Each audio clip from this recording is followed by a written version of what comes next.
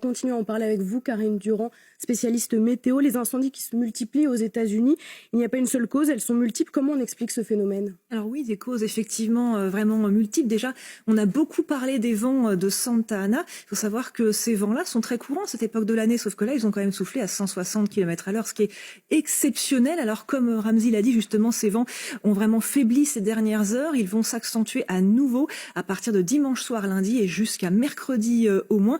Ces vents, ils partent des zones désertiques comme l'Utah, le Nevada. Ils s'assèchent en arrivant sur la Californie et ils sont souvent très violents justement à l'hiver. Mais là, la situation est la pire depuis au moins 25 ans en ce qui concerne les vents. En plus, il y a un petit peu de sécheresse modérée sur la zone, sécheresse des sols, mais il n'a quasiment pas plu. Par exemple, à Los Angeles, on n'a pas eu de vraie pluie depuis le mois de mai, alors qu'en général, novembre-décembre est une période plus humide. Les températures ont été élevées également au cours de l'été et au cours de l'automne. Et puis, il y a un paramètre humain qui est très important aussi, qui est aussi multiple d'ailleurs. Déjà, il y a de nombreuses espèces invasives dans la zone.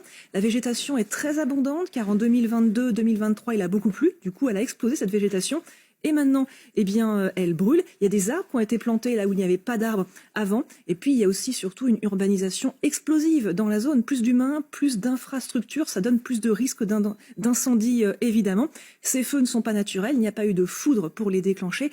Donc, c'est un déclenchement qui est lié à l'humain, qui est soit criminel, soit accidentel, effectivement. Alors, Karine, les flammes ne sont pas le seul danger. Il y a également un gigantesque nuage de fumée toxique qui s'est propagé. Oui, un nuage qui s'étend sur plus de 1000 km. Il est parti vers le Pacifique, heureusement, vers l'océan, mais sur la zone même autour de Los Angeles, ce sont des dizaines de millions de personnes qui sont concernées par ces fumées toxiques. Une alerte rouge avait été mise en place. Il faut savoir que ces fumées, eh bien, elles contiennent des hydrocarbures ou encore des métaux lourds. Ce sont des particules qui sont connues pour déclencher déjà des cancers, des crises cardiaques, mais aussi des AVC. Et en plus, eh bien, les bâtiments, les voitures, les commerces qui n'ont pas péri dans les flammes, qui sont toujours en place, absorbent ces fumées et ces fumées peuvent rester à l'intérieur pendant au moins 2 ans et être encore toxiques pendant plusieurs années.